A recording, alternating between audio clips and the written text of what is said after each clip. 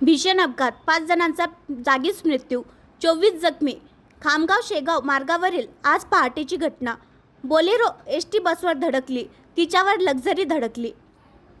खामगाव शेगाव मार्गावर आज पहाटे 5:30 वाजता भीषण अपघात झाला आहे. या तिहेरी अपघातात 5 जणांचा घटनास्थळीच मृत्यू झाला असून 24 जण जखमी झाले आहे. जखमींपैकी 7 जणांची प्रकृती गंभीर असल्याचे सांगण्यात येत आहे.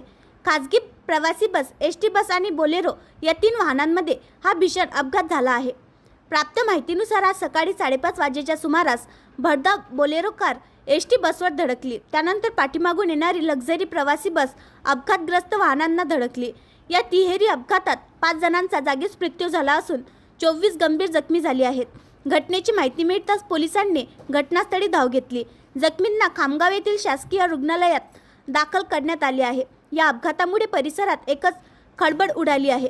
प्राप्त माहितीनुसार अपघातातील भरधाव बोलेरो शेगावकडून खामगावकडे जात होती. एसटी महामंडळाची बस पुण्याकडून परतवाड्याकडे जात होती. बोलेरो आणि एसटी महामंडळाच्या बसची समोरासमोर धडक झाली. त्यानंतर शेगावकडून येणारी लक्झरी बस या 2 वाहनांवर धडकली. या भीषण अपघातात 3ही वाहनांचा चुराडा झाला आहे.